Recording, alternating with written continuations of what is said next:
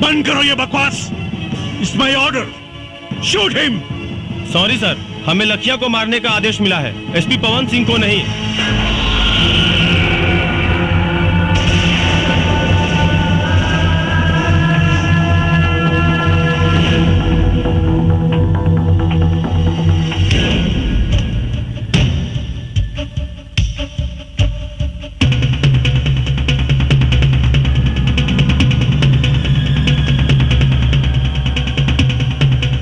चाही तो एक साथ सारा मैगजीन तुम्हारा खोपड़ी में डाल दी।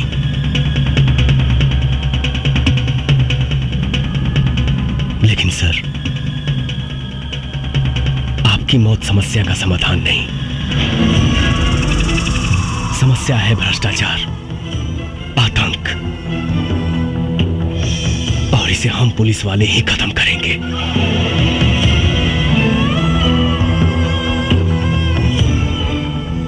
सर, पुलिस की इज्जत को मत मिटाइए, वरना लोगों का पुलिस पर जो बचा खुचा विश्वास है वो भी खत्म हो जाएगा।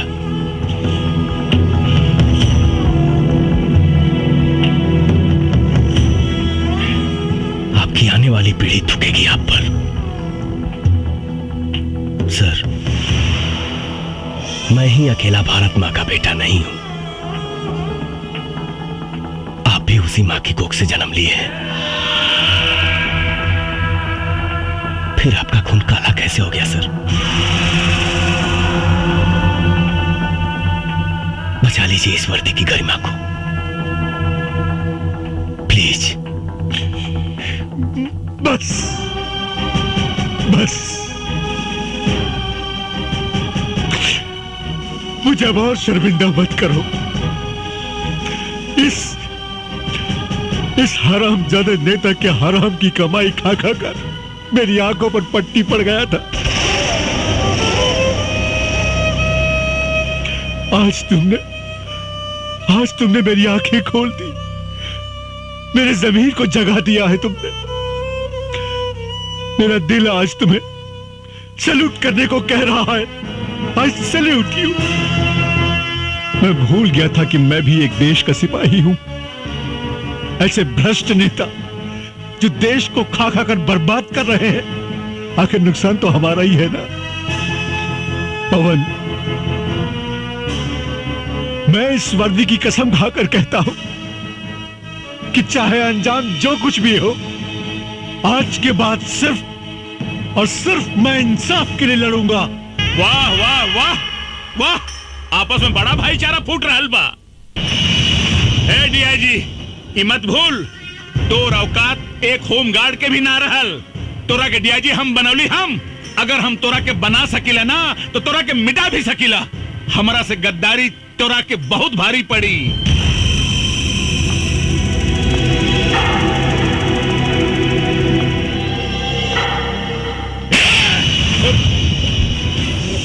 अंजाम की परवाह मऊगा करेले, मर्द ना। ए डीआईजी, ए साला, अरे तू अपने आप के मर्द कब से हो गए ले रे? जब से तोहरे जैसन मऊगा के साथ छूटल, अब मर्द के साथ मिलल।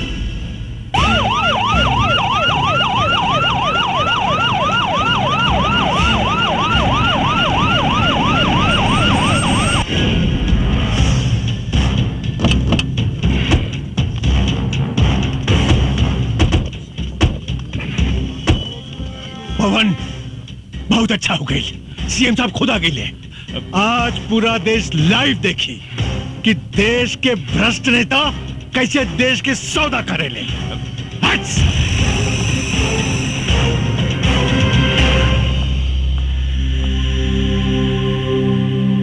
ये क्या हो रहा है डीआईजी?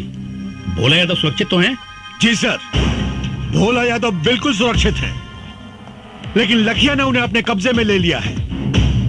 और एक बात सर, जिसे सुनकर आप सब लोगों को आश्चर्य होगा, लखिया और कोई नहीं, एसपी पवन सिंह ही है। क्या बकवास कर रहे हो?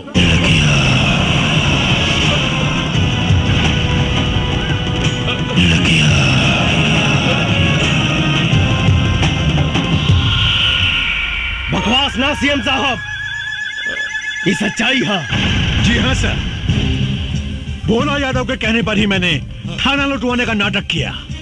पवन सिंह की गाड़ी में मैंने ही पैसे रखवाए। पवन सिंह निर्दोष है सर, बल्कि सच्चाई तो यह है कि इन सारे गुनाहों की जड़ ये भोला यादव है। सारे कर कहानी तो हम कब के खत्म कर दिले रहती, लेकिन हम के वो दिन के इंतजार रहे कि अगर सच्चाई पूरा देश देखे। पर नक्सल बनकर तुमने जो अपराध किया है उसका क्या? नक्सलवाद समाज की पैदावार नहीं है सर, राजनीति की पैदावार है। और ये भोला यादव इस प्रदेश का सबसे बड़ा हथियार माफिया है। मेरे पास हथियार आया कहां से? 5 साल तक लड़ाई लड़ता रहा, सिर्फ यहां के नेताओं से हथियार खरीद कर। झूठ बोल रहा है सीएम साहब, ये हमको फंसाना चाहता है। अरे भगोड़ा है, जेल तोड़ के भागा हुआ है।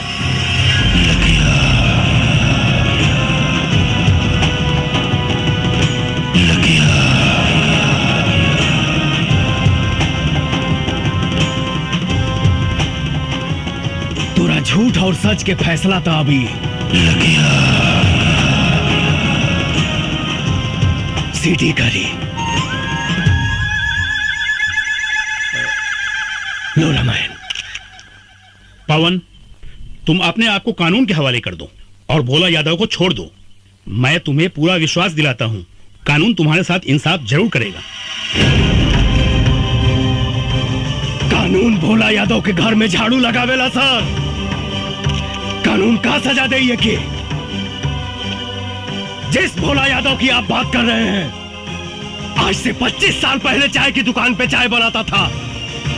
एक हत्या के जुर्म में अंदर गया, बाहर आते ही प्रधान बना, ब्लॉक प्रमुख बना, विधायक बना और देखते ही देखते सांसद बन गया। कौन जानता है, हो सकता है कल को सीएम बने, परसों प्रधानमंत्री। क्या इस देश को हत्यारे चलाएंगे सर?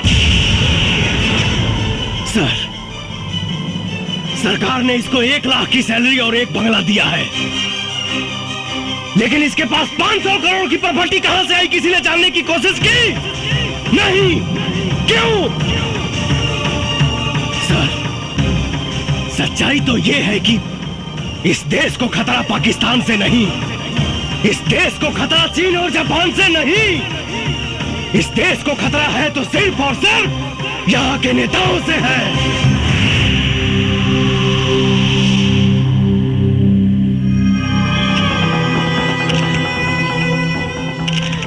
सर, मैं निर्दोष हूं, कचरा साफ करने आया था, लेकिन इन लोगों ने मुझे मजबूत करने के बजाय मेरा हाथ ही काट दिया। बचा लीजिए सर, इस देश को अंधकार की ओर जाने से बचा लीजिए।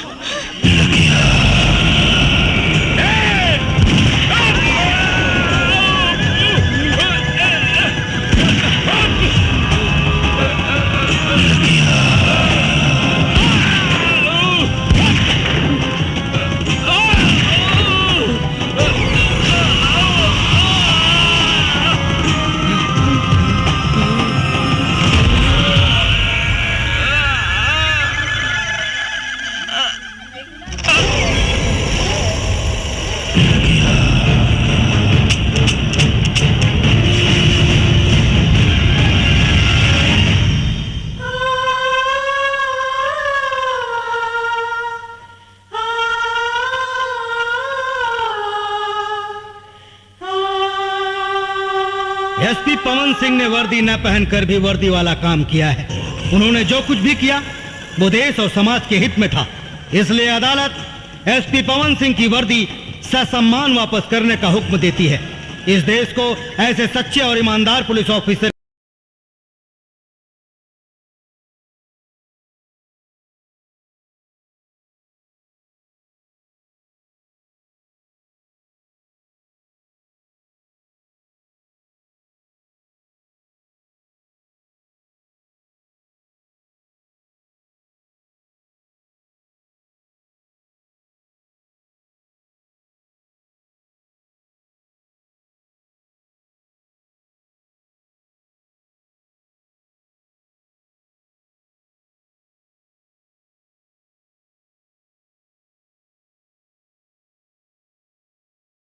चित्रा जी।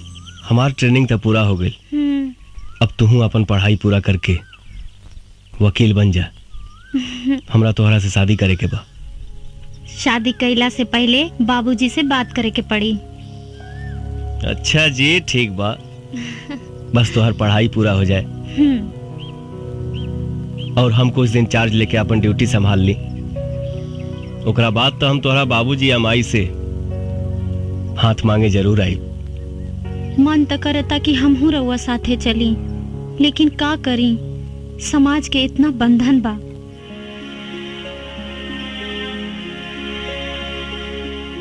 तन मन से हम तोहके अपन पत्नी मान चुकल बानी। सामाजिक बंधन के अंजाम दे वहीं के पड़ी। ड्यूटी पर अपन ध्यान दिहा और अपन खाइल पियल पर ध्यान रखिहा और रोज सुबह शाम हमरा के एगो फोन जरूर कर लिहा। ठीक बा। I love you. I love you too. मेरे पवन को दर दर भटकने पे मजबूर करने वाले लोगों को तड़पा तड़पा के मारूंगी। उसके अधूरे सपने को मैं पूरा करूंगी। एगो बात बतावा रामायण जी। लखिया के कोनो तस्वीर बा का? ना मैडम, आज ले लखिया की कुछ सूरत नहीं के देखलस। मैडम वो तो गरीबन का मसीहा हो, चोरी छिपे हर गरीबन का मदद करेला। और मैडम एक बात हो, आज ले ओकरे बंदूक का गोले की निर्दोष के ना लागल, वो वही कमरलस जे मरे का हकदार रहल। कुछ भी हो, न्याय अन्याय कोई कानून के काम हो, लखिया के ना। अब हम अपन जंग ऊ कमीना लखिया के मौत से शुरू करब, मौत से।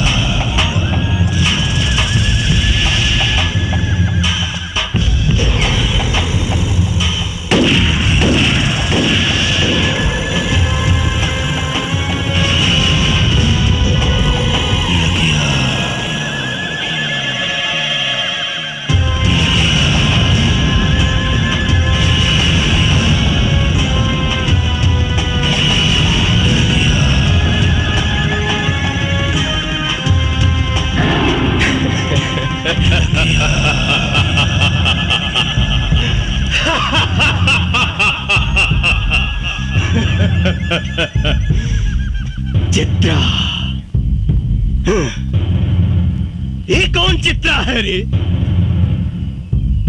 एक चित्रा वो थी जो मेरी जान थी, और ये दूसरी चित्रा कौन है जो मेरी जान की दुश्मन बनी हुई है?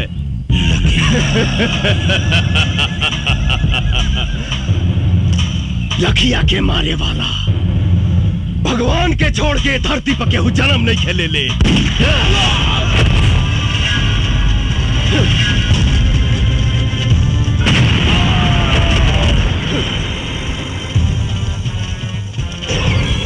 पुलिस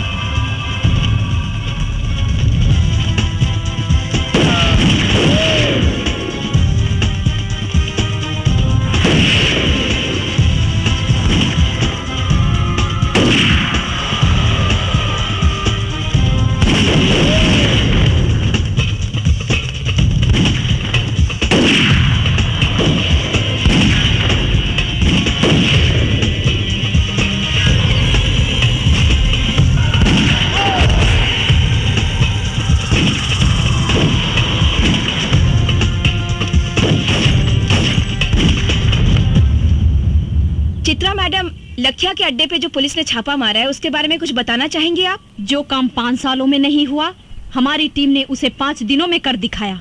लखिया का अड्डा खत्म हो चुका है, वो बहुत ही कमजोर पड़ चुका है।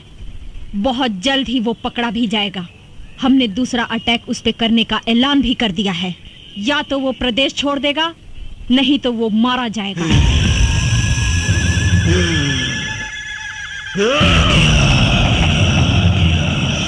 मरेगा, सब मरेगा।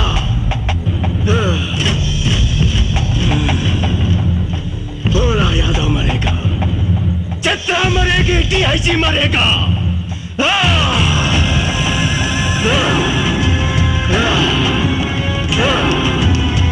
24 घंटा के अंदर मुझे चित्रा चाहिए।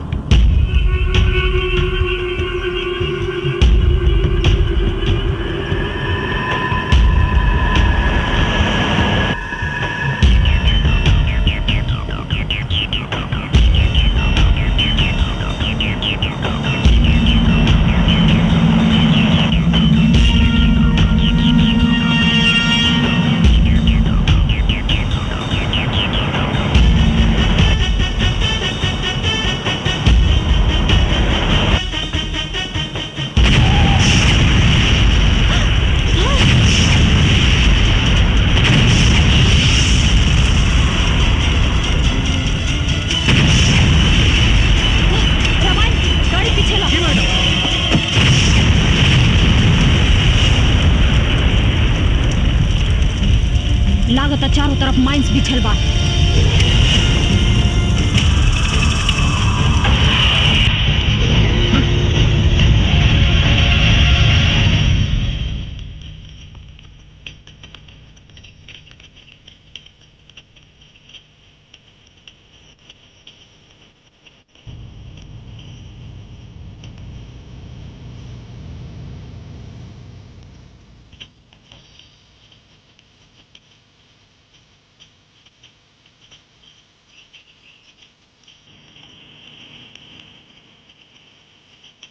भैया, इली राउंड शिकार आ गई।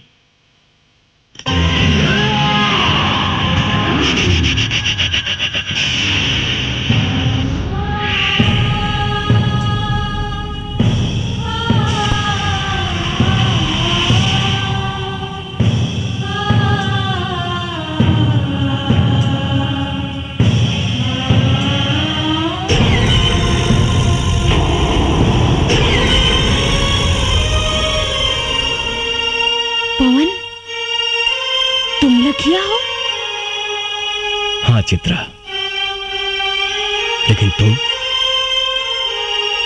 तुमने वर्दी कब पहन ली? हमरा ना मालूम रहे कि तोहरा से मुलाकात हुई वो ऐसन मोड़ पे। का करी चित्रा, IPS पवन सिंह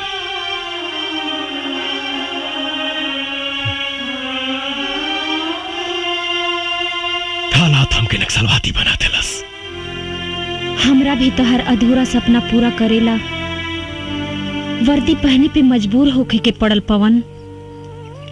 लेकिन पवन, कम से कम एक बार तो हमरा बारे में सोचता। अरे कम से कम एक बार हमरा से तू मिले तो आई रहता।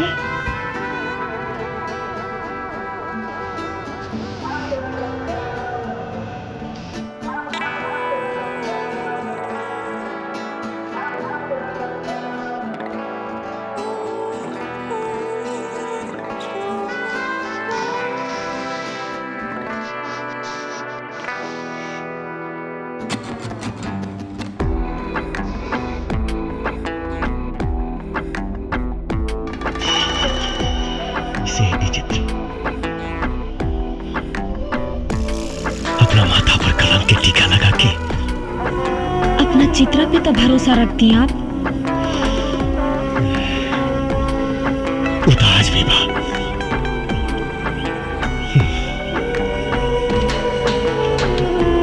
लेकिन सोचा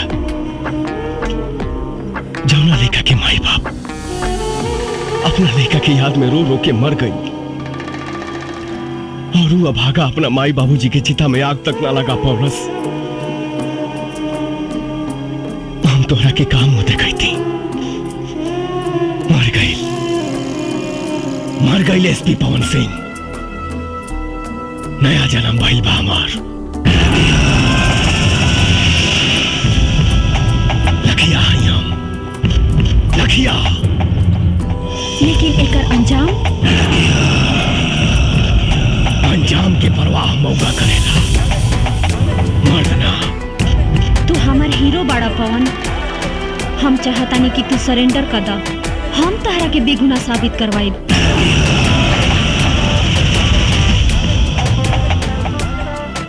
कुछ ना करवाई तुम। कानून सजा दिलाई तहार दुश्मन भोला यादव के। कानून? कौना कानून के बात करता रो? कानून के भोला यादव रंडी बना के रख ले बा। अरे जौना देश में प्रधानमंत्री के हत्यारा के 12 साल बाद सजा मिला, ओ कानून के बात करता रू? संसद पे आक्रमण करे वाला के दामाद के तरह बैठा के सेवा कई जाता। कसाब जैसन हत्यारा के सुरक्षा में करोड़ों रुपया खर्च हो गई बा। वो कानून का सजा दी भोला यादव के? हमरा तोहरा कानून पे भरोसा नहीं खे। बहुत जल्द भोला यादव जेल के अंदर हुई पवन। तू हमरा ऊपर भरोसा रखा। तू ना समझ पाड़ू चित्रा। हिंदुस्तान के जेल अपराधियन खातिर कोनो 5 स्टार होटल से कम नहीं खे। शायद तोहरा मालूम नहीं खे, इस देश में 25,000 ऐसे अपराधी हैं जो जेल के अंदर से अपना कारोबार चलाते हैं। 2500 अपराधी जेल के अंदर से किसी न किसी मंत्री या सांसद के लिए काम करते हैं। 250 अपराधी जेल के अंदर से चुनाव लड़ते हैं और 25 ऐसे अपराधी हैं जो जेल के अंदर से सरकार चलाते हैं। लेकिन पवन, जिस राह पे तुम चल रहे हो उससे भी तो तुम्हारी बेगुनाही साबित नहीं होगी। इसकी चिंता कहां थी पहले? अब तू मिल गई बड़ू तो सोचब। अगर तू चाहता रो कि हम अपने आप के सरेंडर कर दी तो हमके 48 घंटा के समय दा। हम वादा करते नहीं कि अपने आप के कानून के हवाले कर दे, लेकिन भोला यादव के खत्म करके। ठीक बा पवन, बाकी जाए से पहले तू हमार मांग भर दा। कहे से कि कानून के राह में शायद तू हमार गोली के निशाना बन जा और हम तहार विधवा बन के जियल चाहता नहीं। कैसे तुहार मांग भर दे चित्रा? हम तुहार सौतन लाइल बानी। सौतन? हाँ, एकरा से बियाह कइले बानी हम। एकरे मांग भर ले बानी हम। अब तो बस खून, खून, बस खून। तो पवन, यही सिंदूर से तू हमरो मांग भर दा। तहर इस सौतन के साथ समझौता करके जी ले।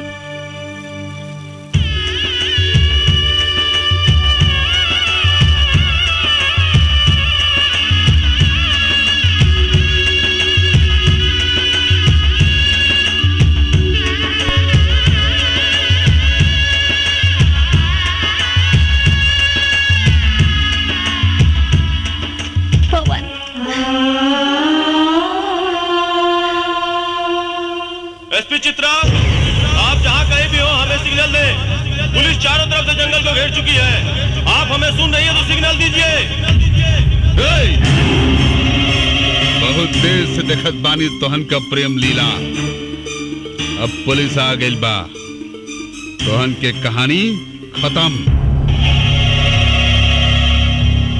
ए चित्रा, तनिक भी चालाकी के लेकर कोशिश कैली तो तोहन के लव स्टोरी का द एंड यही हो जाई।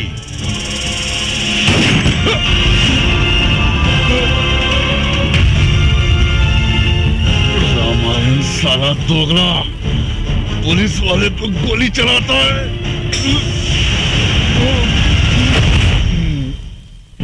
क्या करें दरोगा साहब, हम तो जन्मजात दोगले हैं, लेकिन एक बात याद रखिएगा, रामार सिंह अब्दुल सब कुछ कर सकता है, देश के साथ गद्दारी नहीं। और तुम साले गद्दार हो।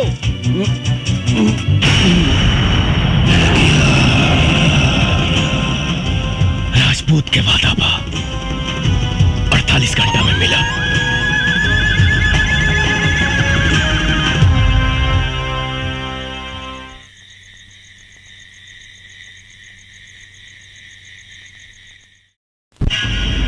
घंटे के अंदर भोला यादव का खात्मा।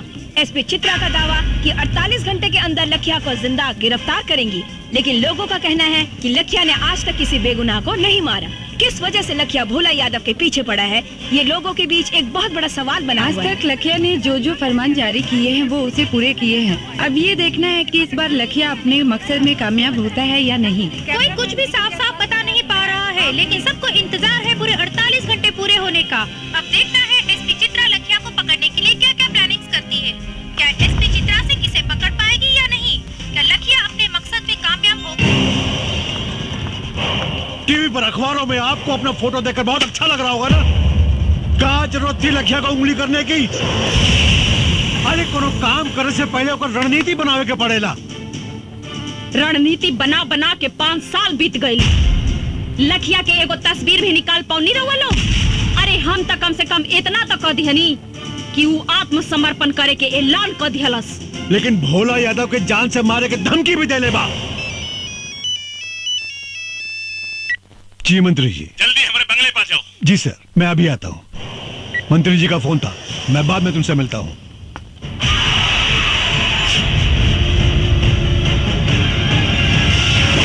नेताजी शहर के पूरे दीवार पर लिखा गईल बा और पर्चा भी बटा गईल बा।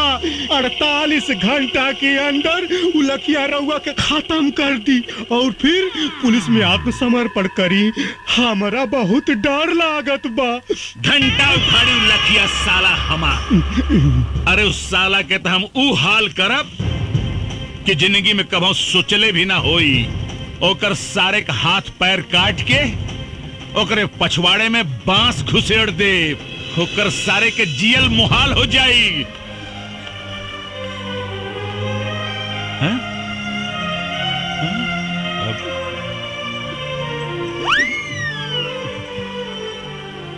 अरे का कह रहल बाड़ू? रउआ के जान के बड़ा खतरा बा। भगवान रउआ के रक्षा करी। हम ओकरा खातिर भगवान से मन्नत मांग ले बानी। चली हमरे साथे मंदिर चली। अरे पगला गेल बाड़ू का? अरे हम कोनो मुर्गी बकरा है जौनु लखिया ससुराई और हमरा के काट के चल जाई। रउआ तो हमार कोनो बात ना माने ली। अरे हम पहले अपन बेटवा खो चुके, अब अपन मांग के सिंदूर ना खो सकेली। हे भगवान। नेताजी, भाभी जी जब कहते बानी तो चली चल के दर्शन कर ली मंदिर में। ठीक बा, चली आई। कहाँ जा रहा बानी सर? मंदिर। रउआ के 48 घंटा सुरक्षा में रहे के होगी। का है? रउआ पर खतरा मंडरा रहल बा। कब तक रही खतरा? 2 दिन तक, सिर्फ 2 दिन। सीएम साहब से बात हो गई बा, पूरा इलाका के सील कर दिया गई बा। कमांडो फोर्स आ रहा बा, हेलीकॉप्टर से पूरा जंगल के सर्च कर जा रहा बा। अब वो लखिया के खात्मा 100% निश्चित बा सर। अब देखा रहुआ सर, हमरे मोतिहारी जिला के राहत के सांस मिली, राहत के। तो ठीक बा, रवो हमारे साथे मंदिर चली। हाँ, सरकार खाली 48 घंटा के बाद बा, काहे जान जोखिम में डालत हई। कहीं तो फोन करके शंकर भगवान के यहीं बुला ली, यहीं दर्शन कर ली। का बकरा है तू रे? सरकार मतलब पंडित जी के घर में बुला लेता नहीं और पूजा पाठ यहीं जे कर ली। अब सर ये बिल्कुल ठीक कर रहा बा, बिल्कुल ठीक कर रहा बा। तो ठीक बा, पंडित जी को बुलाए ले, पूजा यही हो जाए। अरे बाप रे, अरे बाप रे बाप। का भइल? अरे हे रानी, ये देखा का छपल बा हो। का छपल बा? छपल बा दारू पिए से 500 आदमी बीमार, 300 का लीवर डैमेज और 200 का किडनी डैमेज। तो यही नाते तो हम कहेली कि दारू पियब छोड़ दी, बाकी आप हमारी बात सुने ली कहा।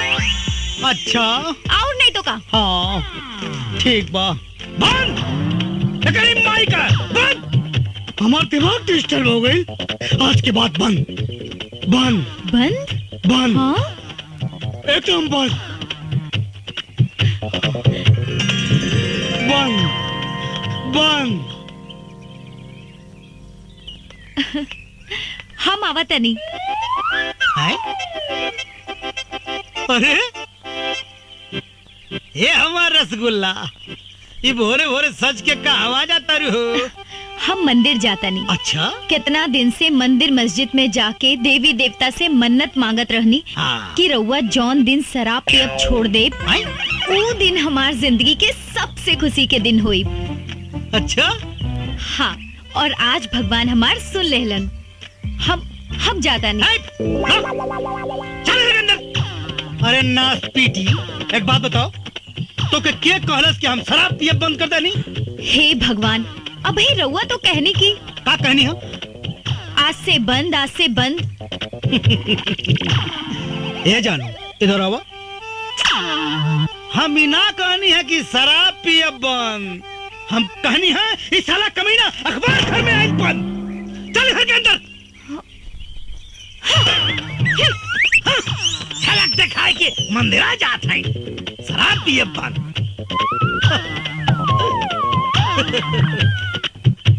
जियल अगर जरूरी बा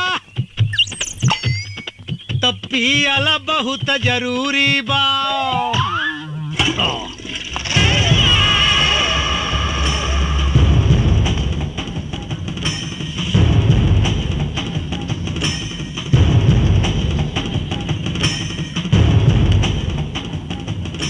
चित्रा सिंह जी, तोहरी नादानी की वजह से आज हमने की दिन देखे के पड़ रहल बा। अरे हमरा के तो पूरा विश्वास बा कि तोहार और लखिया के कोनो जरूर 60 गांठ बा।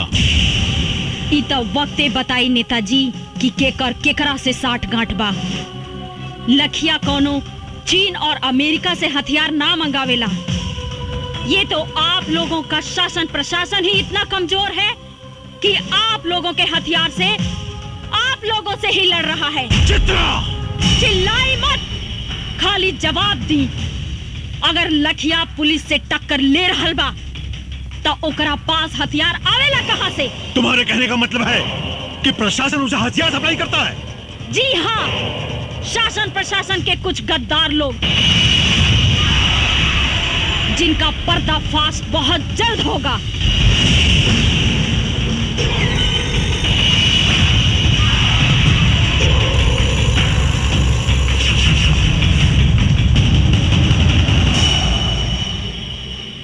बियाजी साहब, यह औरत बहुत खतरनाक साबित हो सकेले। एकरा के कुछ करे के पड़ी। सर आप चिंता मत करी, एक करता हम वो हाल करब कि केहो के जिंदगी भर मुंह दिखाए लायक न रह जाए।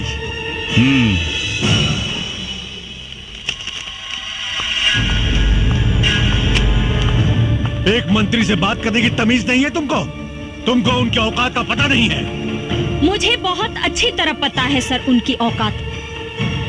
जान पे आई तो चूहे की तरह बिल में घुसकर बैठ गए। यही है उनकी औकात। तुम्हें मालूम है वो तुम्हारा क्या कर सकते हैं? वर्दी उतरवा सकते हैं बस, और वर्दी का डर आप जैसे भड़ुओं को है, हमको नहीं। Shut up! चिल्लाइए मत। आप जैसे गद्दार पुलिस ऑफिसर की वजह से पनपता है ये आतंक, होती है अराजकता।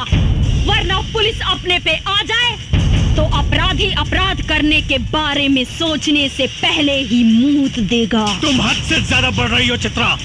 यही हद तो हमको बार बार रोकता है सर, वरना आप जैसे गद्दार पुलिस ऑफिसर खाकी की शान को खादी के जूतों तले रौंद कर उसकी गरिमा को धूल में मिला रहे हैं। तुम मुझ पर इल्जाम लगा रही हो। बिल्कुल सर, जब कोई पुलिस ऑफिसर ईमानदारी से काम करता है, अपने काम को अंजाम देता है, तो नेताओं के एक इशारे पे आप लोग या तो उसका ट्रांसफर करवा देते हैं और नहीं तो उसकी वर्दी उतरवाकर खोटी पर टंगवा देते हैं। तुमको इस बात का अंदाजा है कि तुम किससे बात कर रही हो? जी हाँ, एक पुलिस ऑफिसर कम, दलाल ज्यादा हैं आप। उतरवा दूंगा तुम्हारी मैं वर्दी चित्रा। आप क्या उतरवाएंगे वर्दी को? अरे भाड़ में जाए ऐसी वर्दी जिसे पहनकर घुटन महसूस होती हो। इंतजार कीजिए, 48 घंटे में ये वर्दी आपके सामने होगी। लेकिन इसी 48 घंटे में मैं आपको दिखाऊंगी कि वर्दी की ताकत क्या होती है।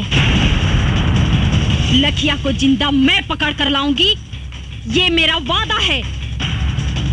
असली बाप के औलाद हैं तो भोला यादव को बचा कर दिखाओ।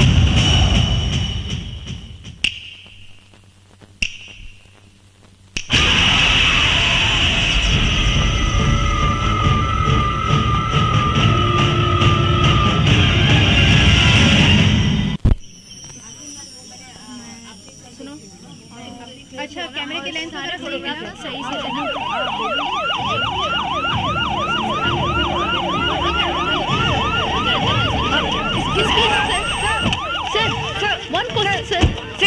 साहब, आप भोला यादव की सुरक्षा के लिए क्या व्यवस्था किए हैं? भोला यादव की सुरक्षा पूरी तरह से हो रही है। परिंदा पर भी नहीं मार सकता। लेकिन कब तक? बहुत जल्द हम लखिया को जड़ से खत्म कर देंगे। हमारी पूरी पुलिस फोर्स लखिया को युद्ध स्तर पर ढूंढ रही है। आप लोग चिंता मत कीजिए, बहुत जल्द हम आप लोगों को एक गुड न्यूज देने वाले हैं। लखिया का खात्मा तो होकर रहेगा, मैं उसे खत्म कर दूंगा। एक्सक्यूज मी सर। एसपी चित्रा सिंह जी, कहाँ बा लखिया? लखिया तो जंगल में छिपल बा, फिर तू यहाँ का कर रहल बाड़ू है? बतावे आइल बनी कि मुस्तैद रहिया, बड़ा ही खतरनाक खिलाड़ी बा लखिया। आंख से सुरमा निकाल लेवेला और आंख के पता भी ना चलेला। लखिया के खाल खिंचवा के ओकरा में भूसा भरवा दे। तू हमरा के चीन्हे लो ना। ये तो वक्ते बताई कि केकरा के खाल खिंचवाई। तहरा बात में तो लखिया के प्रति बड़ा हमदर्दी दिखाई देता है। ई राउर आंख के दोष बा, राउर नजर खराब हो गई बा, चश्मा लगवा ली। तभी से बात करा। और एक बात याद रखा, 2 घंटा बचल बा तारा के लखिया के गिरफ्तार करे में। अगर तू गिरफ्तार ना कैलू तो तोहार भी हम उहे हाल करब। जवन एसपी पवन सिंह के कैनी यही ना? चुप काहे हो गई? वर्दी के ताकत और वर्दी के औकात आपका जाने नी, हम जाने नी। डीआईजी साहब, जौना लखिया के रउआ लोग एगो तस्वीर तक हासिल ना कर पौनी, आज हम ओकरा साक्षात गिरफ्तार करके ले आइल बनी। कहाँ बा लखिया? तारा जेब में ना, राउर बाप भोला यादव के स्वागत में बा। चल के देख ली।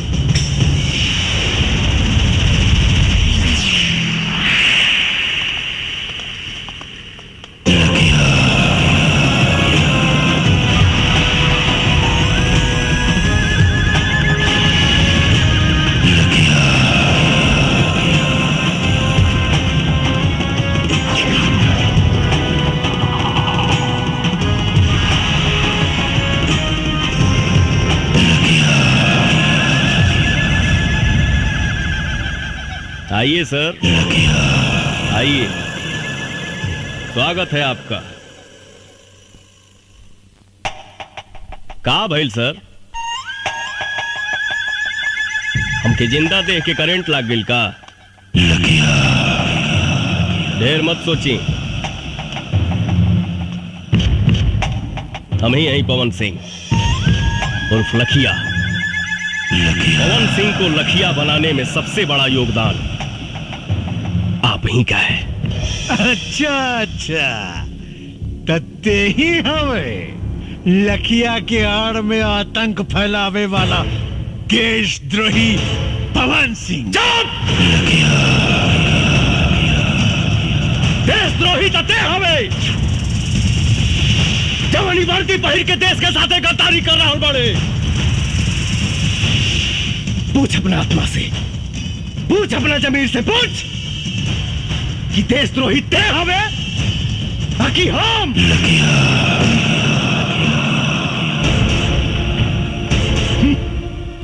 रस्सी जल गई मगर ऐठन ना गई। अगर तोरा भोला यादव के भड़ुआ गिरी ही करे के रहे तई वर्दी उतार के करते। पवन सिंह चिल्लाओ मत, वरना सारा कहानी 1 सेकंड में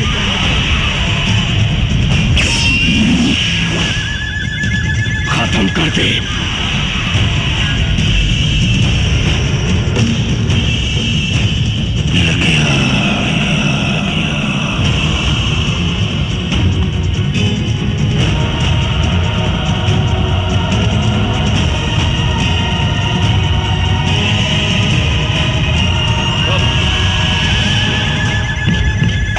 साला खाकी पहिर के गांधी जी के अपमान कर रहा बड़े और ये साला खाकी पहिर के पुलिस के अपमान कर रहा बा। पवन सिंह ये बंदर लेखा गुलाटी मारल बंद कर और अपना आदमी से क्या कि हथियार फेंक दे, नहीं तो तू सब लगन के मौत आज सुनिश्चित बा।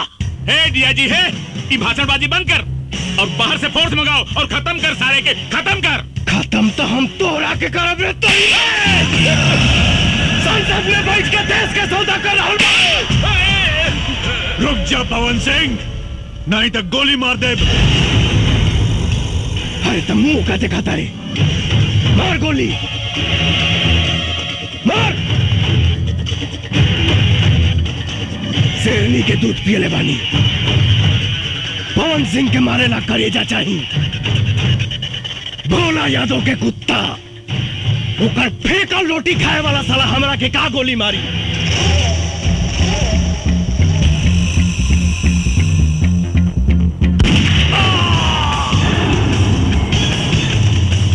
पवन सिंह ये तुम ठीक नहीं कर रहे हो।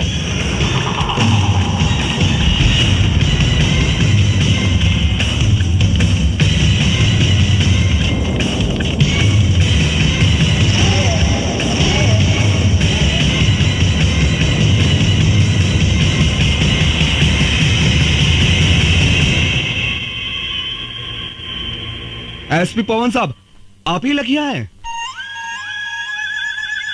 हाँ, हम ही हैं लखिया। पर हमरा पर गोली चलावे से पहले अपना आत्मा से पूछ ली सभे कि जकरा पर वो असम्बली गोली चलावे जा रहल बानी ओका सचमुच के एक मुजरिम लखिया हो या वर्दी के इज्जत रखे वाला एसपी पवन सिंह। अगर मेरी बर्बादियों में ही तुम सबकी खुशी, तो एक ठोकर मार मुझे बर्बाद कर जा।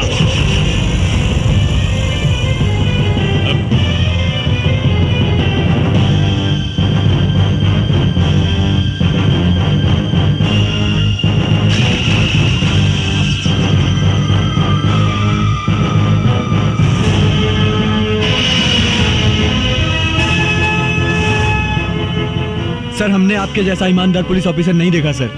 हम आपके ऊपर गोली नहीं चला सकते सर। सर, अगर आप जैसे पुलिस ऑफिसर पर गोली चलाऊंगा तो घर जाके अपने बच्चों को क्या जवाब दूंगा? आप पर गोली चली तो हिंदुस्तान में भ्रष्टाचार और आतंक खत्म कर देने वाला आप जैसा ऑफिसर बनने की कोई भी हिम्मत नहीं करेगा सर। बंद करो ये बकवास। It's my order, shoot him. Sorry sir, हमें लखिया को मारने का आदेश मिला है, एसपी पवन सिंह को नहीं।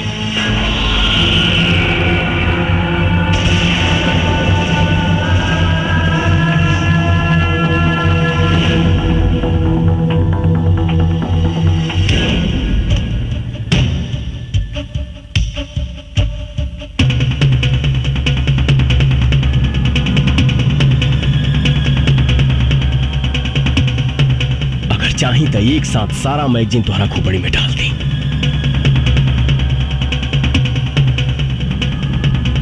लेकिन सर, सबकी मौत समस्या का समाधान नहीं। समस्या है भ्रष्टाचार, आतंक, और इसे हम पुलिस वाले ही खत्म करेंगे।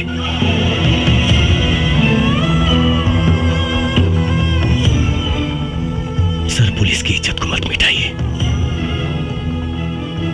वरना लोगों का पुलिस पर जो बचा खुचा विश्वास है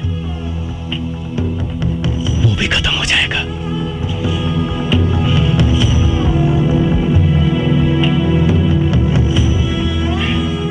आपकी आने वाली पीढ़ी थूकेगी आप पर। सर, मैं ही अकेला भारत मां का बेटा नहीं हूं, आप भी उसी मां की कोख से जन्म लिए हैं। फिर आपका खून काला कैसे हो गया सर? बचा लीजिए इस वर्दी की गरिमा को, प्लीज। बस बस, मुझे अब और शर्मिंदा मत करो। इस हरामजादे नेता के हराम की कमाई खा खा कर मेरी आंखों पर पट्टी पड़ गया था। आज तुमने मेरी आंखें खोल दी, मेरे ज़मीर को जगा दिया है तुमने। मेरा दिल आज तुम्हें सैल्यूट करने को कह रहा है। आई सैल्यूट यू। मैं भूल गया था कि मैं भी एक देश का सिपाही हूं। ऐसे भ्रष्ट नेता जो देश को खा खा कर बर्बाद कर रहे हैं, आखिर नुकसान तो हमारा ही है ना। पवन, मैं इस वर्दी की कसम खाकर कहता हूं कि चाहे अंजाम जो कुछ भी हो, आज के बाद सिर्फ और सिर्फ मैं इंसाफ के लिए लड़ूंगा। वाह वाह वाह वाह, आपस में बड़ा भाईचारा फूट रहा बा। ए डीआईजी, ई मत भूल, तोर औकात एक होम गार्ड के भी ना रहल। तोरा के डीआईजी हम बनौली हम। अगर हम तोरा के बना सकीला ना तो तोरा के मिटा भी सकीला। हमरा से गद्दारी तोरा के बहुत भारी पड़ी।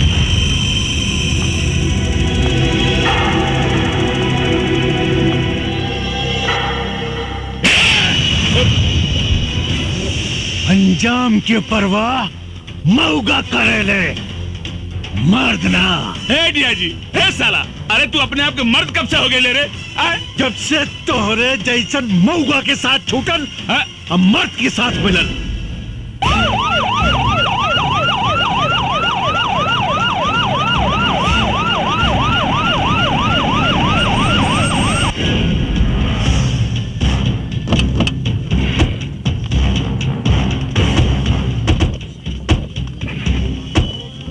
पवन, बहुत अच्छा हो गई।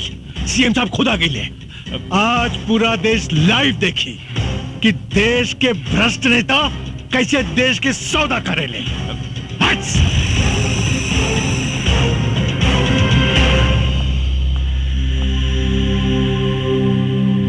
ये क्या हो रहा है डीआईजी? भोला यादव सुरक्षित तो हैं? जी सर, भोला यादव बिल्कुल सुरक्षित है, लेकिन लखिया ने उन्हें अपने कब्जे में ले लिया है। और एक बात सर, जिसे सुनकर आप सब लोगों को आश्चर्य होगा, लखिया और कोई नहीं, एसपी पवन सिंह ही है। क्या बकवास कर रहे हो?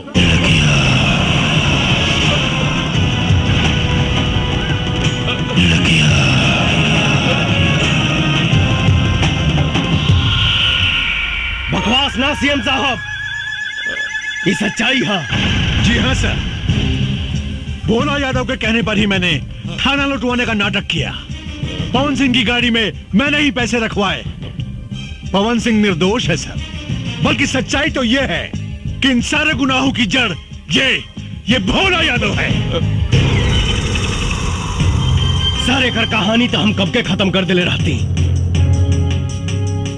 लेकिन हम के वो दिन के इंतजार रहे कि अगर सच्चाई पूरा देश देखे। पर नक्सल बनकर तुमने जो अपराध किया है उसका क्या? नक्सलवाद समाज की पैदावार नहीं है सर, राजनीति की पैदावार है। और ये भोला यादव इस प्रदेश का सबसे बड़ा हथियार माफिया है। मेरे पास हथियार आया कहां से?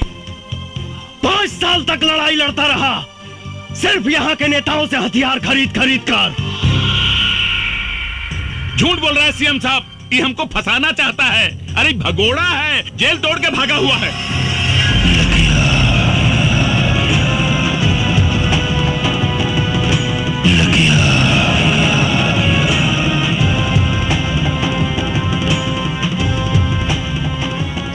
पूरा झूठ और सच के फैसला था अभी।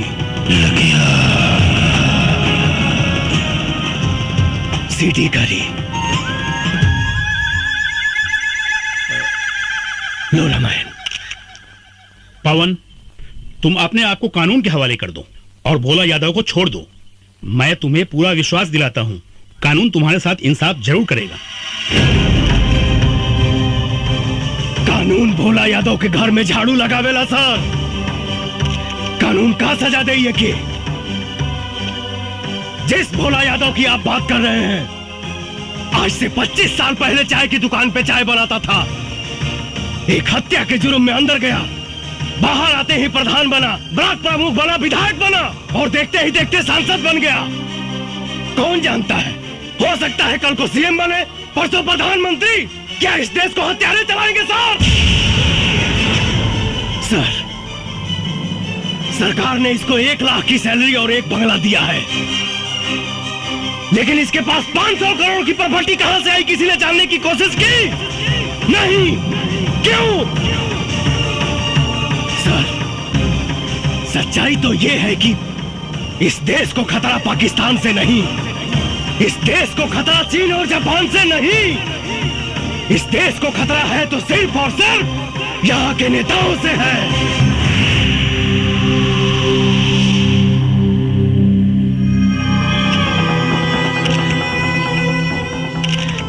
सर, मैं निर्दोष हूं, कचरा साफ करने आया था, लेकिन इन लोगों ने मुझे मजबूत करने के बजाय मेरा हाथ ही काट दिया। बचा लीजिए सर, इस देश को अंधकार की ओर जाने से बचा लीजिए।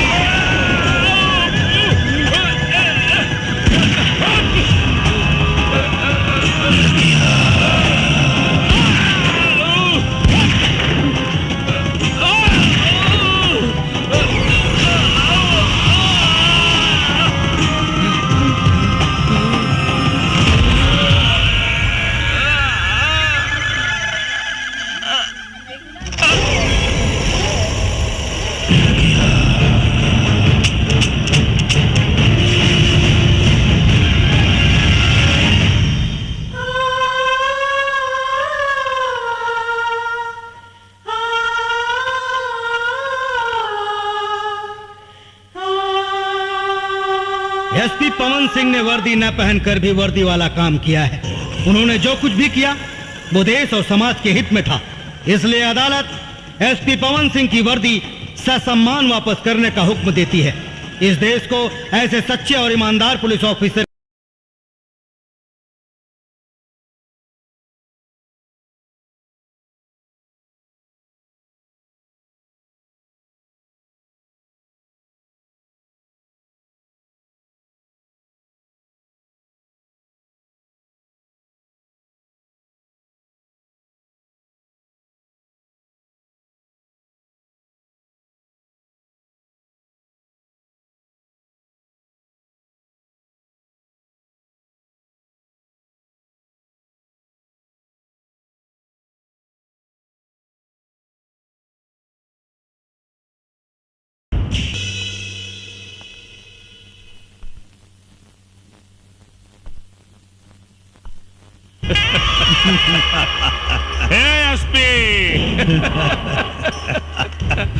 हो गई तो हर गर्मी शांत।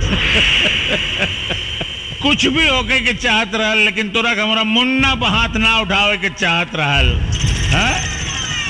तू हमारा मुन्ना के कोर्ट में ले जाए के सपना देखत रहले।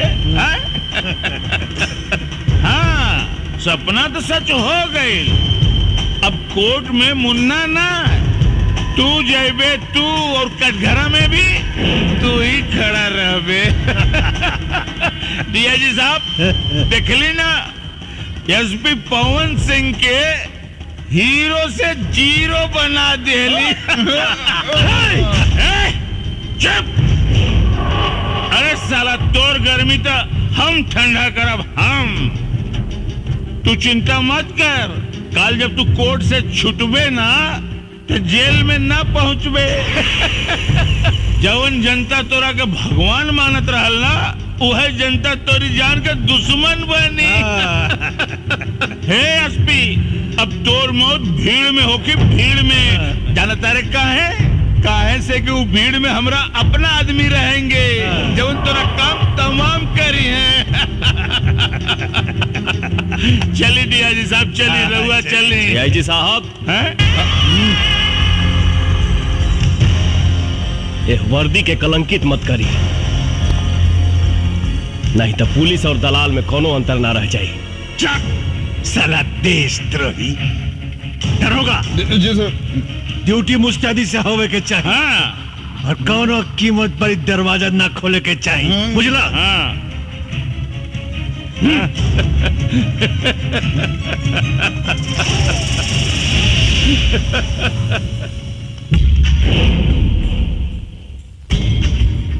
माननीय एसपी साहब, देखी ना पासा कैसे पलट गई। अभी कुछ देर में विक्रम बाबू आ रहे हैं। जैसे आपने उनकी सेवा की थी ना, वैसे ही आपकी सेवा वो आज करेंगे। सॉरी सर।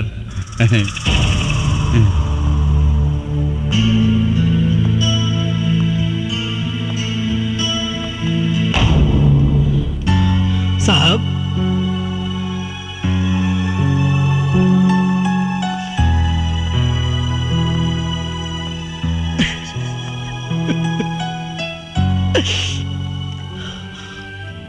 बेगुनाही के सबूत देवे खातिर हमरा यहां से निकल के पड़ी। रामायण, कसम हमके निकाल यहां से, न तो ये साला हमके खत्म कर दिए सन। साहब आप चिंता मत करिए साहब, अल्लाह चाहिए तो दुर्गा माई सब ठीक कर दिए साहब। रामायण, क्या खुसर फुसर चल रहा है? खुसर फुसर क्या चलेगा सर, साहब को खाना देने आए। ठीक है साहब, खाना खा लीजिए।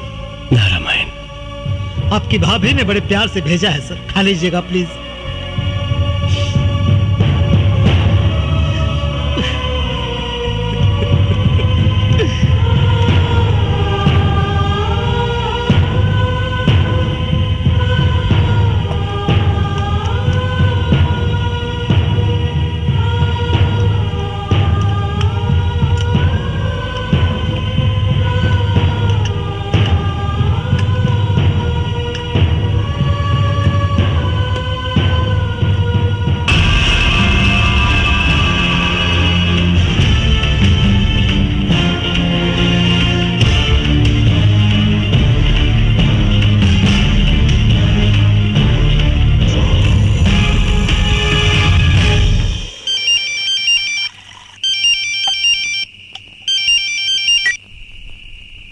बेटा विक्रम, अरे एसपी मर आ गई का? अरे मार मार के सारे का हाथ गोड़ तोड़ दी है, छोड़ी है मत। अरे क्या मारी बाबूजी? अरे क्या के मारी? उस साला एसपी तो ताला तोड़ के भागिल बा। भाग गई? हाँ बाबूजी। अरे पीछा कर सारे के, गोली मार दे, बचे के ना चाहिए। हम अब यहाँ होता नहीं, हम अब यहाँ होता नहीं। हाँ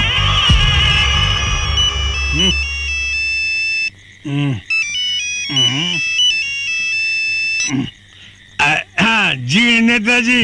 अरे उस साला एसपी पवन सिंह जेल तोड़ के भाग गई, पकड़ाओ करा के, न तो हम पूरे जिला में आग लगा दे। ना ना ना रहुआ फिक्र मत करी, हम अब ये कोनो न कोनो इंतजाम करता नहीं, फिक्र मत करी।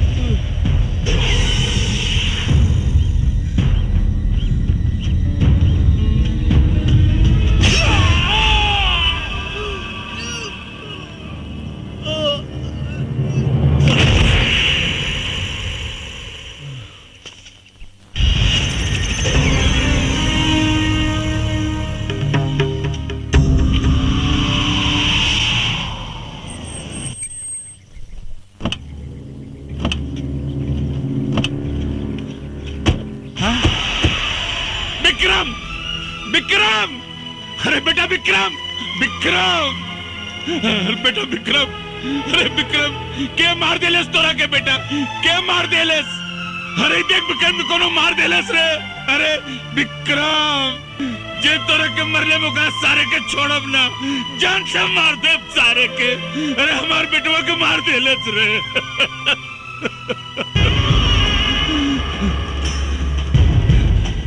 एसपी पवन सिंह, हम तोरा के जान से मार दे सारे, हम तोरा के ना छोड़ा।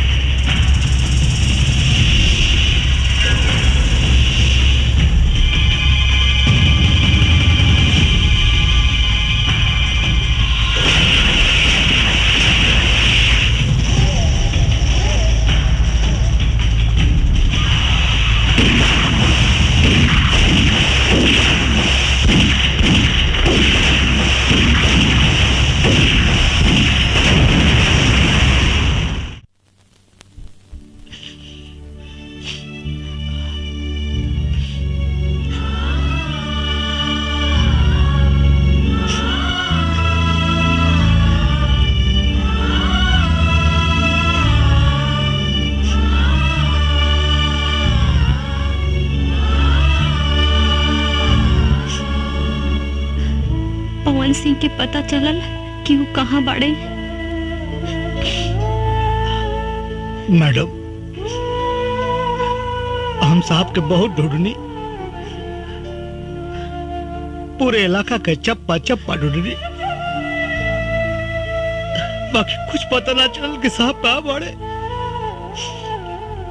उनके परिवार से केहू आई रहले का? उनके माई बाबू आयल रहे, अपने औलाद के वो दोनों कहां कहां ना ढूंढ ले, लेकिन कहीं पहले ना। तड़प तड़प कर रोते हैं दोनों जने बेचारे। उन लोगों के दुख देख के ना मैडम पेड़ पौधा तक रो देलस। पता था यहां तक चलल है मैडम कि उनके माए बाबू अपने औलाद के गम में रो रो के दुनिया छोड़ डालन।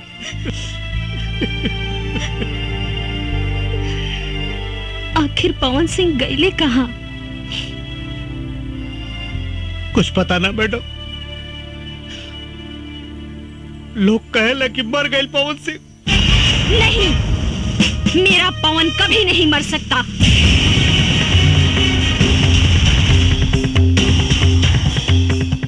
उसका विचार, उसका लक्ष्य आज भी जिंदा है।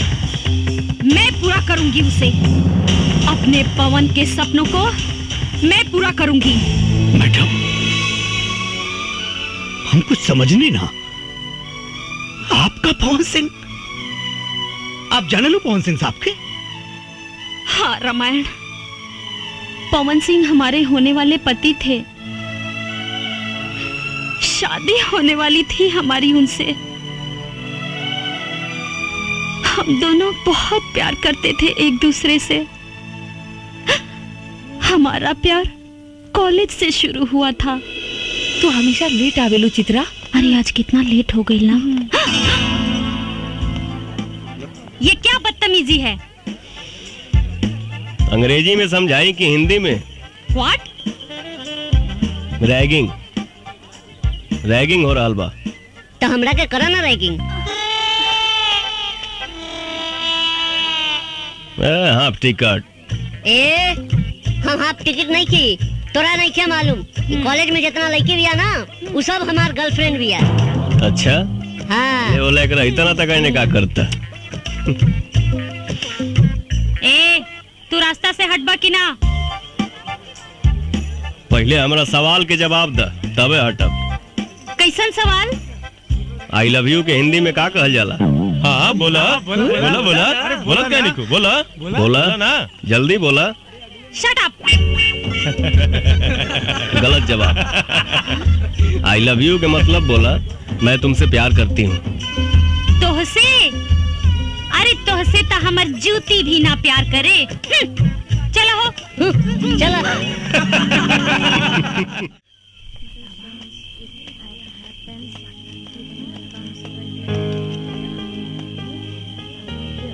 का सोचा तारू चित्रा? वो लड़का के बारे में इतना सोचा तारू तू? एक बात कही छोटू। हाँ बोला। वो लड़का सही मायने में मर्द बा। वो लड़का तोरा कहीं दिल चुरा के तो ना ले गई? हमरो कुछ ऐसे नहीं बुझाता। अब तो लगा था कि हमरे के कुछ करे के पड़ी। तू चला हमरा साथे। चला। कहाँ? चला ना, सब बता नहीं। चला।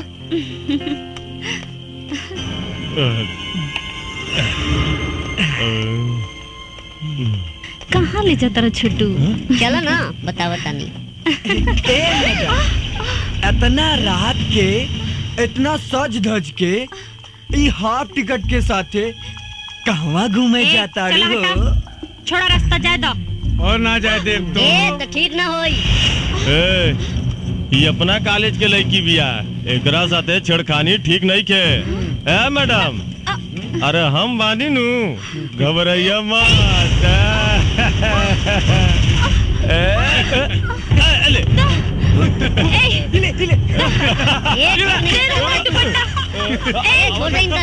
अच्छा ना हुई रे।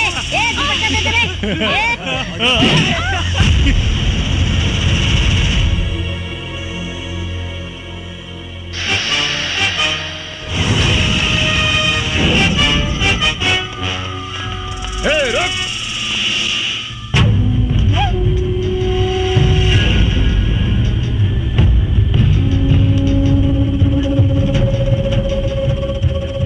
कॉलेज में पढ़ाई करे आइल बड़ा लोग, पढ़ाई करा जा, लड़की बाजी ना।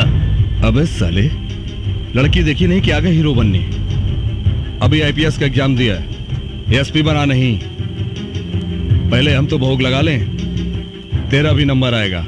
हाँ? चल लाइन में आ जा।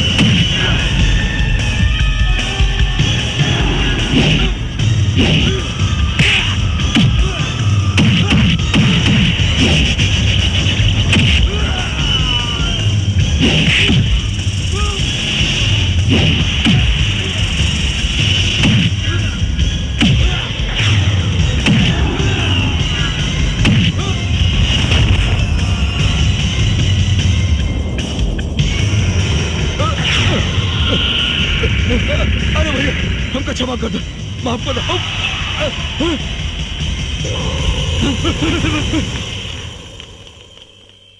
चित्रा जी। हमार ट्रेनिंग तो पूरा हो गई। अब तू अपन पढ़ाई पूरा करके वकील बन जा। हमरा तोहरा से शादी करे के बा। शादी कैला से पहले बाबूजी से बात करे के पड़ी। अच्छा जी, ठीक बा। बस तोहर पढ़ाई पूरा हो जाए और हम कुछ दिन चार्ज लेके अपन ड्यूटी संभाल ली। ओकरा बाद तो हम तोहरा बाबूजी या माई से हाथ मांगे जरूर आई।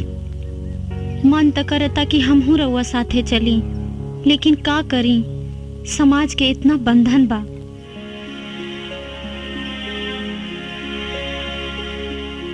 तन मन से हम तोहके अपन पत्नी मान चुकल बानी। सामाजिक बंधन के अंजाम दे वहीं के पड़ी। ड्यूटी पर अपन ध्यान दिहा और अपन खाइल पियल पर ध्यान रखिहा और रोज सुबह शाम हमरा के एगो फोन जरूर कर लिहा। ठीक बा। I love you. I love you too. मेरे पवन को दर दर भटकने पे मजबूर करने वाले लोगों को तड़पा तड़पा के मारूंगी। उसके अधूरे सपने को मैं पूरा करूंगी। एगो बात बतावा रामायण जी। लखिया के कोनो तस्वीर बा का? ना मैडम, आज ले लखिया की कुछ सूरत नहीं के देखलस। मैडम वो तो गरीबन का मसीहा हो, चोरी छिपे हर गरीबन का मदद करेला। और मैडम एक बात हो, आज ले ओकरे बंदूक का गोले की निर्दोष के ना लागल, वो वही कमर ले जे मरे का हकदार रहल। कुछ भी हो, न्याय अन्याय कोई कानून के काम हो। लखिया के ना, अब हम अपन जंग ऊ कमीना लखिया के मौत से शुरू करब, मौत से।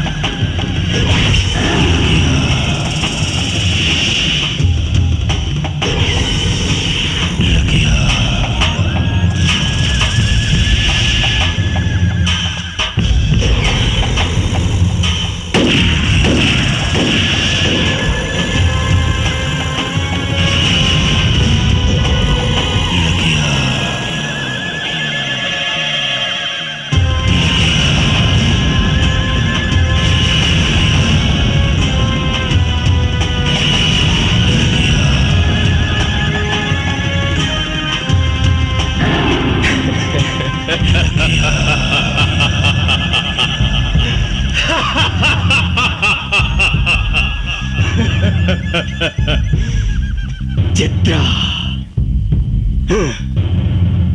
ये कौन चित्रा है रे?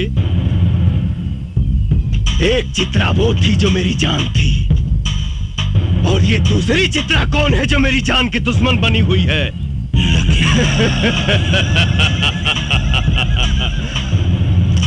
लखिया के मारे वाला भगवान के छोड़ के धरती पर केहू जन्म नहीं खेले ले।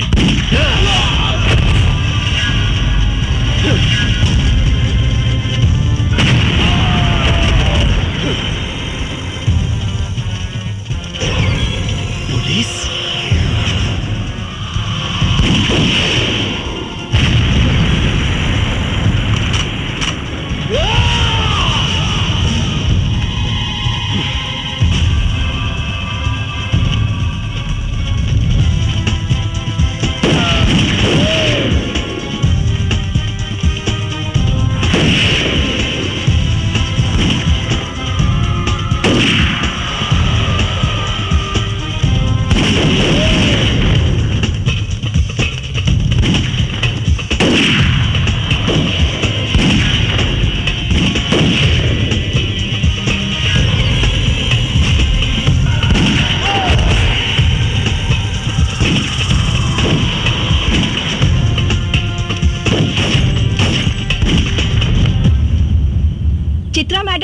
लखिया के अड्डे पे जो पुलिस ने छापा मारा है उसके बारे में कुछ बताना चाहेंगे आप? जो काम 5 सालों में नहीं हुआ, हमारी टीम ने उसे 5 दिनों में कर दिखाया। लखिया का अड्डा खत्म हो चुका है, वो बहुत ही कमजोर पड़ चुका है। बहुत जल्द ही वो पकड़ा भी जाएगा। हमने दूसरा अटैक उस पे करने का ऐलान भी कर दिया है। या तो वो प्रदेश छोड़ देगा, नहीं तो वो मारा जाएगा।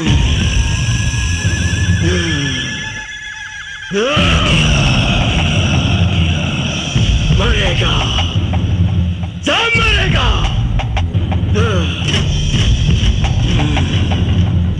भोला यादव मरेगा, चित्रा मरेगी, DIG मरेगा।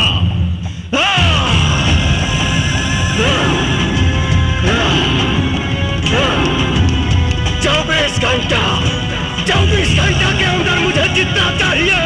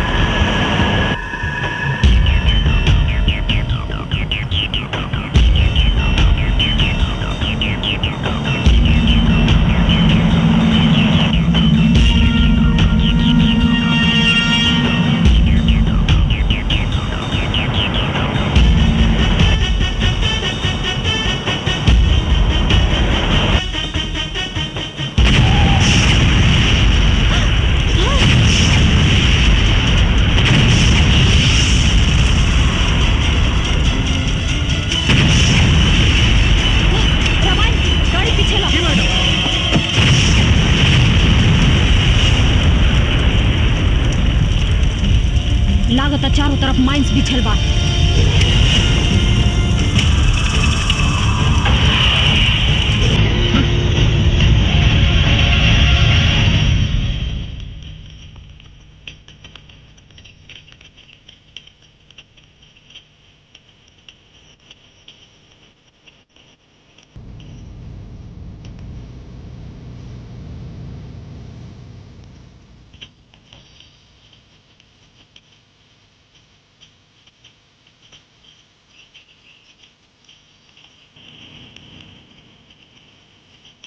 भैया इली राउंड शिकार आ गई।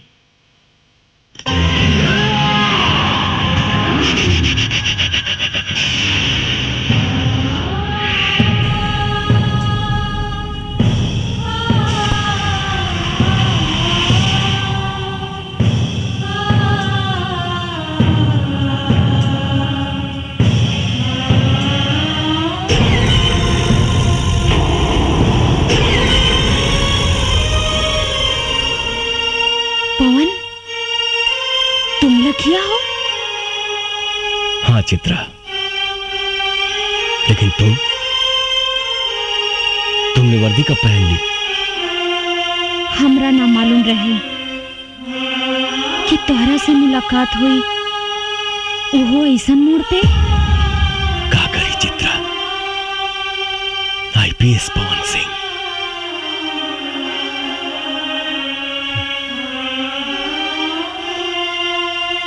हालात हमके नक्सलवादी बना देलस।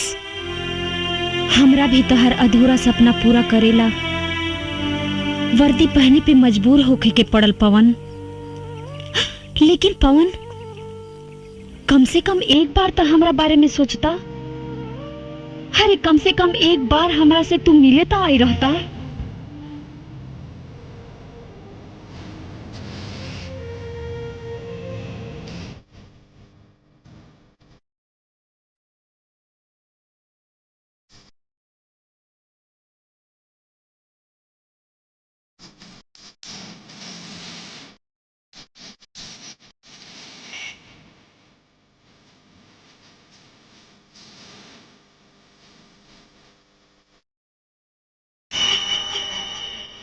चित्र अपना माथा पर कलंक के टीका लगा के अपना चित्रा पे तो भरोसा रखती हैं आप। उदास भी बा,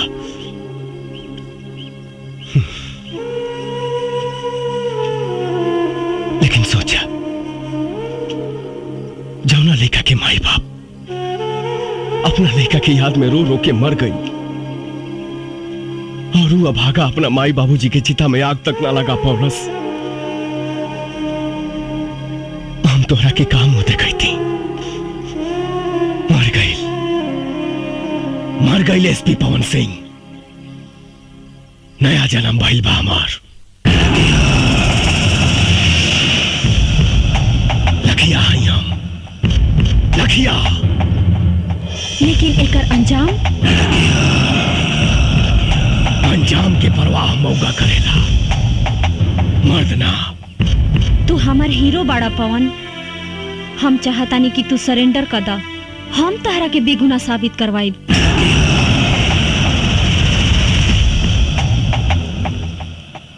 कुछ ना करवाई वो तुम। कानून सजा दिलाई तहार दुश्मन भोला यादव के। कानून? कौना कानून के बात करता रू? कानून के भोला यादव रंडी बना के रख ले बा। अरे जौना देश में प्रधानमंत्री के हत्यारा के 12 साल बाद सजा मिलल, वो कानून के बात करता रू? संसद पे आक्रमण करे वाला के दामाद के तरह बैठा के सेवा कई जाता। कसाब जैसन हत्यारा के सुरक्षा में करोड़ों रुपया खर्च हो गई बा। वो कानून का सजा दी भोला यादव के? हमरा तोहरा कानून पे भरोसा नहीं खे। बहुत जल्द भोला यादव जेल के अंदर हुई पवन। तू हमरा ऊपर भरोसा रखा। तू ना समझ पाड़ू चित्रा। हिंदुस्तान के जेल अपराधियन खातिर कोनो 5 स्टार होटल से कम नहीं खे। शायद तोहरा मालूम नहीं खे, इस देश में 25,000 ऐसे अपराधी हैं जो जेल के अंदर से अपना कारोबार चलाते हैं। 2500 अपराधी जेल के अंदर से किसी न किसी मंत्री या सांसद के लिए काम करते हैं। 250 अपराधी जेल के अंदर से चुनाव लड़ते हैं और 25 ऐसे अपराधी हैं जो जेल के अंदर से सरकार चलाते हैं। लेकिन पवन, जिस राह पे तुम चल रहे हो उससे भी तो तुम्हारी बेगुनाही साबित नहीं होगी। इसकी चिंता कहां थी पहले? अब तू मिल गई बड़ू तो सोचब। अगर तू चाहता रू कि हम अपने आप के सरेंडर कर दी तो हमके 48 घंटा के समय दा। हम वादा करते नहीं कि अपने आप के कानून के हवाले कर दे। लेकिन भोला यादव के खत्म करके। ठीक बा पवन, बाकी जाए से पहले तू हमार मांग भर दा।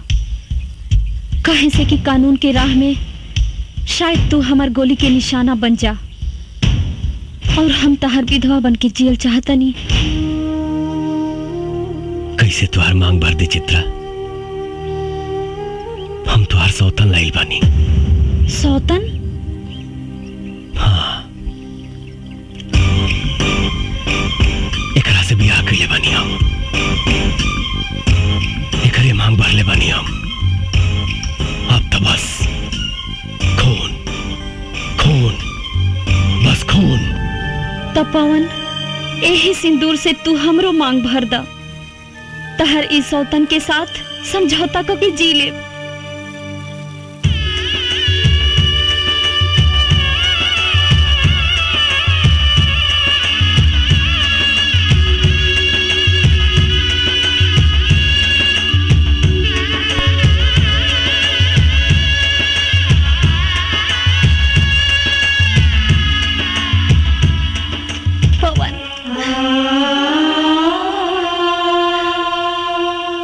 एसपी चित्रा, आप जहां कहीं भी हो हमें सिग्नल दें। पुलिस चारों तरफ से जंगल को घेर चुकी है। आप हमें सुन रही है तो सिग्नल दीजिए।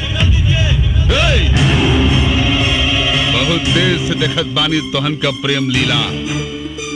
अब पुलिस आ गई बा। तोहन के कहानी खत्म। ए चित्रा, तनिक भी चालाकी के लेकर कोशिश कैली तो तोहन के लव स्टोरी का द एंड यही हो जाई।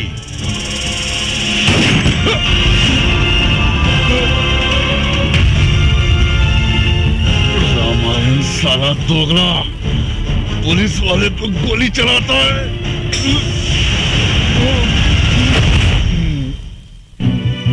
हैं दरोगा साहब, हम तो जन्मजात दोगले हैं, लेकिन एक बात याद रखिएगा, रामार सिंह अब्दुल सब कुछ कर सकता है, देश के साथ गद्दारी नहीं, और तुम साले गद्दार हो।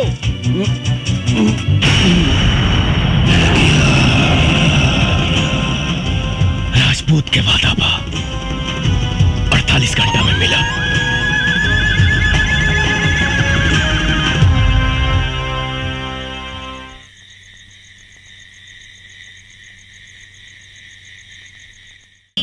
क्या एसपी चित्रा सिंह इसे पकड़ पाएगी या नहीं? क्या लखिया अपने मकसद में कामयाब होगा? टीवी पर अखबारों में आपको अपना फोटो देखकर बहुत अच्छा लग रहा होगा ना? क्या जरूरत थी लखिया को उंगली करने की? अरे कोनो काम करे से पहले ओकर रणनीति बनावे के पड़ेला। रणनीति बना बना के 5 साल बीत गई। लखिया के एगो तस्वीर भी निकाल पाऊनी रहुआ लोग। अरे हम तो कम से कम इतना तो कह दिहनी कि वो आत्मसमर्पण करे के ऐलान कर दिहलस। लेकिन भोला यादव के जान से मारे के धमकी भी देले बा। जी मंत्री जी, जल्दी हमारे बंगले पास जाओ। जी सर, मैं अभी आता हूँ। मंत्री जी का फोन था, मैं बाद में तुमसे मिलता हूँ।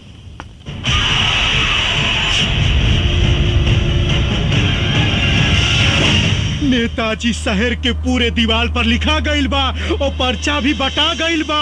48 घंटा के अंदर लखिया रउआ के खत्म कर दी और फिर पुलिस में आत्मसमर्पण करी। हमारा बहुत डर लागत बा। घंटा उखाड़ी लखिया साला हमार। अरे उस साला के तो हम ऊ हाल करब कि जिंदगी में कभी सोचले भी ना होई। ओकर सारे का हाथ पैर काट के ओकरे पछवाड़े में बांस घुसेड़ दे। ओकर सारे के जियल मुहाल हो जाई। हाँ?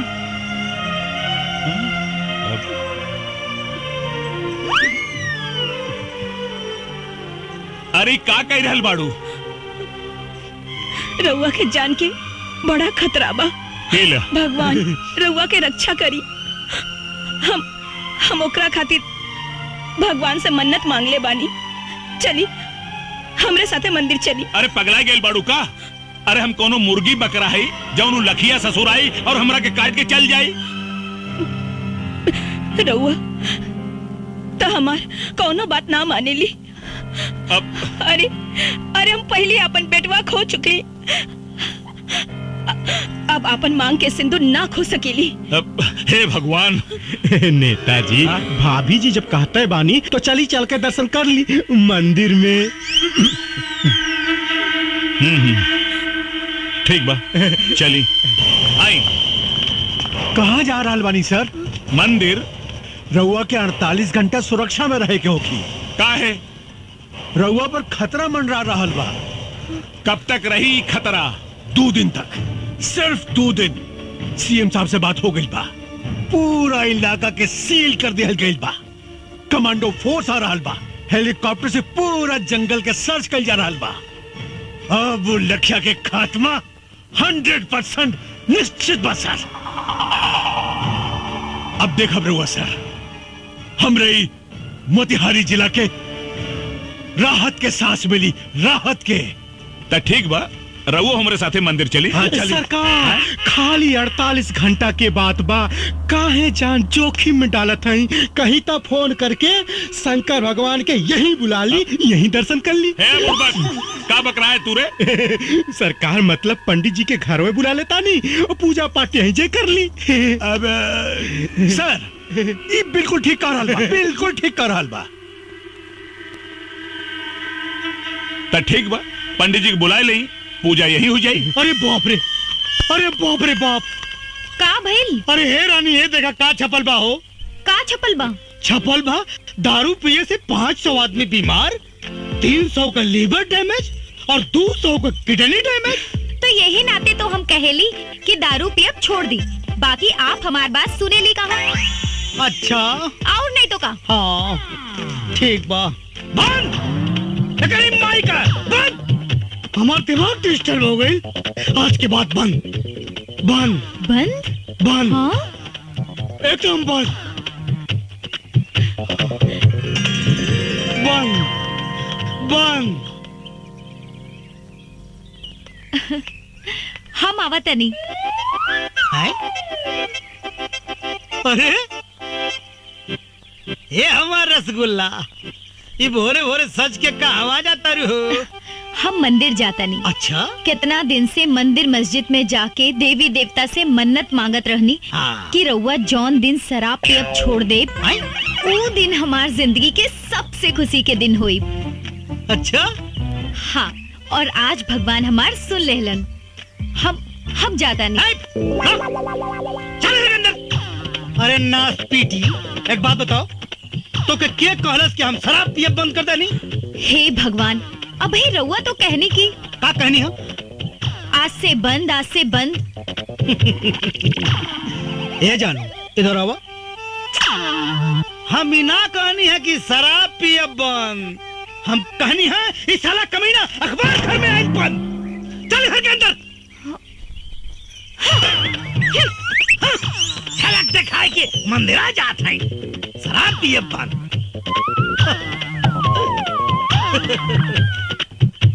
जियला अगर जरूरी बा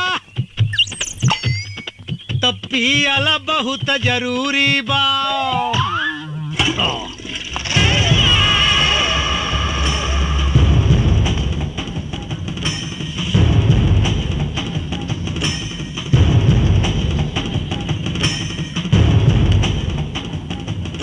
चित्रा सिंह जी, तोहरी नादानी की वजह से आज हमने की दिन देखे के पड़ रहल बा। अरे हमरा के तो पूरा विश्वास बा कि तोहार और लखिया के कोनो जरूर साठ गांठ बा। ई तो वक्ते बताई नेताजी कि केकरा से साठ गांठ बा। लखिया कोनो चीन और अमेरिका से हथियार ना मंगावेला।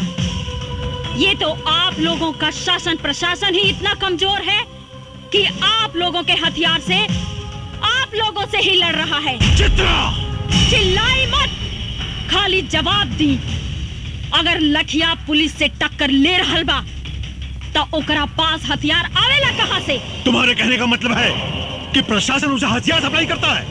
जी हाँ, शासन प्रशासन के कुछ गद्दार लोग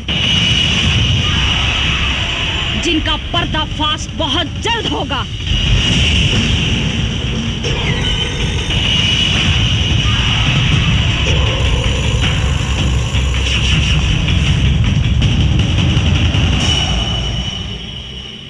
डीआईजी साहब, यह औरत बहुत खतरनाक साबित हो सकेले।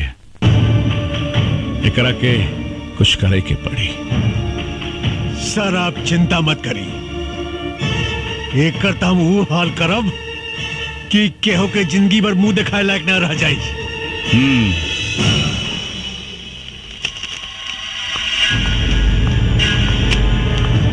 एक मंत्री से बात करने की तमीज नहीं है तुमको उनके औकात का पता नहीं है। मुझे बहुत अच्छी तरह पता है सर उनकी औकात। जान पे आई तो चूहे की तरह बिल में घुसकर बैठ गए। यही है उनकी औकात। तुम्हें मालूम है वो तुम्हारा क्या कर सकते हैं? वर्दी उतरवा सकते हैं बस, और वर्दी का डर आप जैसे भड़ुओं को है, हमको नहीं। Shut up! चिल्लाइए मत। आप जैसे गद्दार पुलिस ऑफिसर की वजह से पनपता है ये आतंक, होती है अराजकता। वरना पुलिस अपने पे आ जाए तो अपराधी अपराध करने के बारे में सोचने से पहले ही मूत देगा। तुम हद से ज्यादा बढ़ रही हो चित्रा। यही हद तो हमको बार बार रोकता है सर, वरना आप जैसे गद्दार पुलिस ऑफिसर खाकी की शान को खादी के जूतों तले रौंद कर उसकी गरिमा को धूल में मिला रहे हैं। तुम मुझ पर इल्जाम लगा रही हो। बिल्कुल सर, जब कोई पुलिस ऑफिसर ईमानदारी से काम करता है, अपने काम को अंजाम देता है, तो नेताओं के एक इशारे पे आप लोग या तो उसका ट्रांसफर करवा देते हैं और नहीं तो उसकी वर्दी उतरवाकर खूंटी पर टंगवा देते हैं। तुमको इस बात का अंदाजा है कि तुम किससे बात कर रही हो? जी हाँ, एक पुलिस ऑफिसर कम, दलाल ज्यादा हैं आप। उतरवा दूंगा तुम्हारी मैं वर्दी चित्रा। आप क्या उतरवाएंगे वर्दी को? अरे भाड़ में जाए ऐसी वर्दी जिसे पहनकर घुटन महसूस होती हो। इंतजार कीजिए, 48 घंटे में ये वर्दी आपके सामने होगी। लेकिन इसी 48 घंटे में मैं आपको दिखाऊंगी कि वर्दी की ताकत क्या होती है। लखिया को जिंदा मैं पकड़ कर लाऊंगी, ये मेरा वादा है। असली बाप के औलाद हैं तो भोला यादव को बचा कर दिखाओ।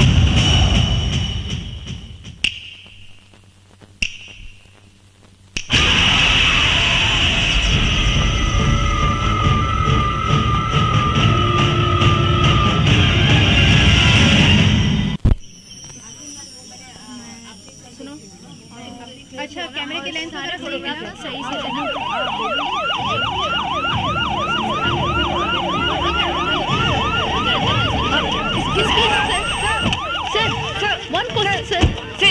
साहब, आप भोला यादव की सुरक्षा के लिए क्या व्यवस्था किए हैं? भोला यादव की सुरक्षा पूरी तरह से हो रही है, परिंदा पर भी नहीं मार सकता। लेकिन कब तक?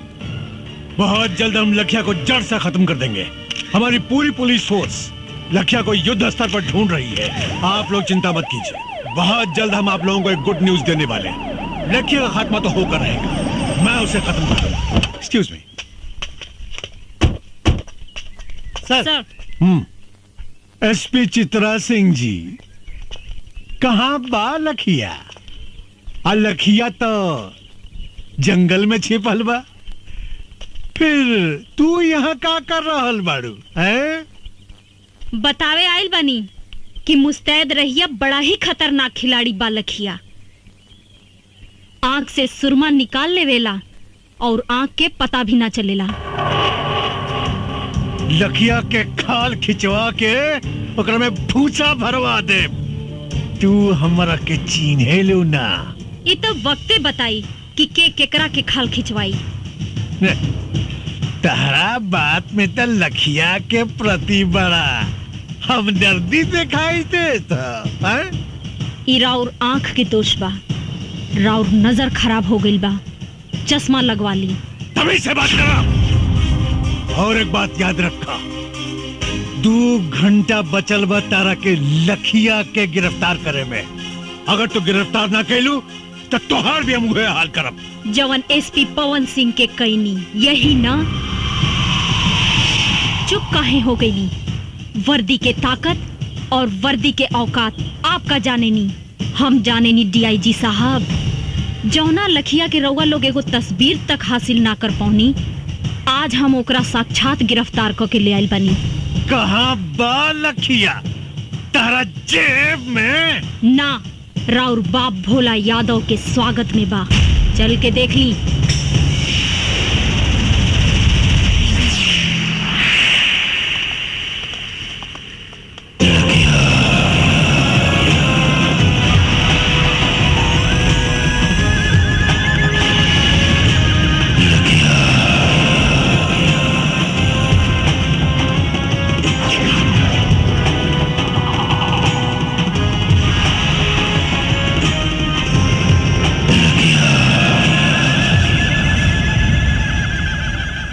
आइए सर, आइए, स्वागत है आपका। का भइल सर? हमके जिंदा देख के करंट लाग गइल का? ढेर मत सोची, हम ही हैं पवन सिंह उर्फ लखिया। पवन सिंह को लखिया बनाने में सबसे बड़ा योगदान आप ही का है। अच्छा अच्छा, तत्ते ही हमें लखिया के आड़ में आतंक फैलावे वाला देशद्रोही पवन सिंह। देशद्रोही तत्ते हमें जवानी वर्दी पहिर के देश के साथ गद्दारी कर रहा बड़े। पूछ अपना आत्मा से, पूछ अपना जमीर से, पूछ कि देशद्रोही ते हवे कि हम?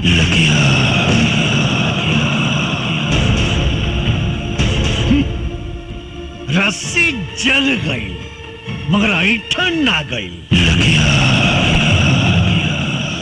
अगर तोरा भोला यादव के भड़ुआ गिरी ही करे के रहे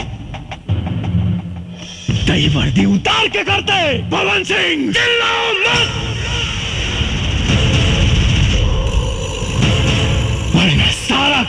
1 सेकंड में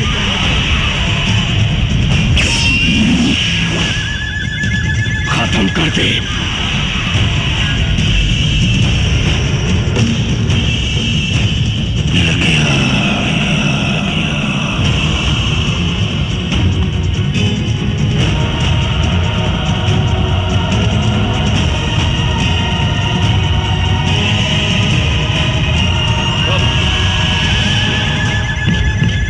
साला खाकी पहिर के गांधी जी के अपमान कर रहा बड़े, और ये साला खाकी पहिर के पुलिस का अपमान कर रहा बा। पवन सिंह, ये बंदर लेखा गुलाटी मारल बंद कर और अपना आदमी से कहा कि हथियार फेंक दे, नहीं तो तू सब लगन के मौत आज सुनिश्चित बा।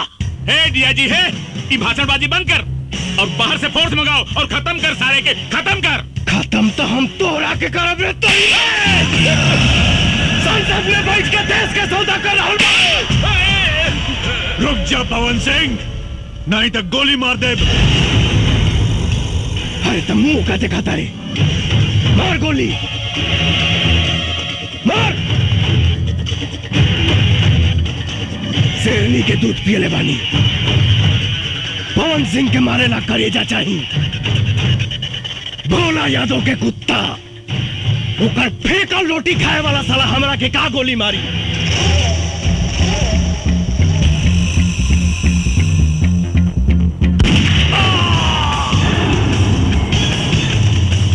पवन सिंह, ये तुम ठीक नहीं कर रहे हो।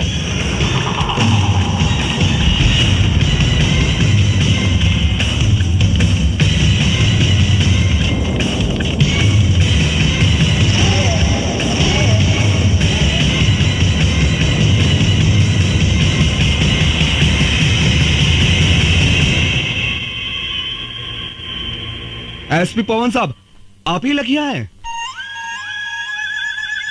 हाँ, हम ही हैं लखिया। पर हमरा पर गोली चलावे से पहले अपना आत्मा से पूछ ली सभे कि जकरा पर वो असम्बली गोली चलावे जा रहल बानी ओका सचमुच के एक मुजरिम लखिया हो या वर्दी के इज्जत रखे वाला एसपी पवन सिंह। अगर मेरी बर्बादियों में ही तुम सबकी खुशी, तो एक ठोकर मार मुझे बर्बाद कर जा।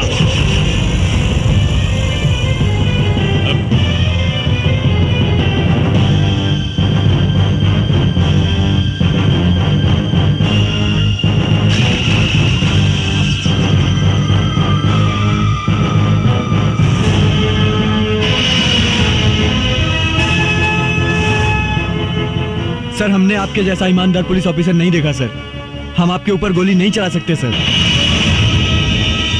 सर, अगर आप जैसे पुलिस ऑफिसर पर गोली चलाऊंगा तो घर जाके अपने बच्चों को क्या जवाब दूंगा?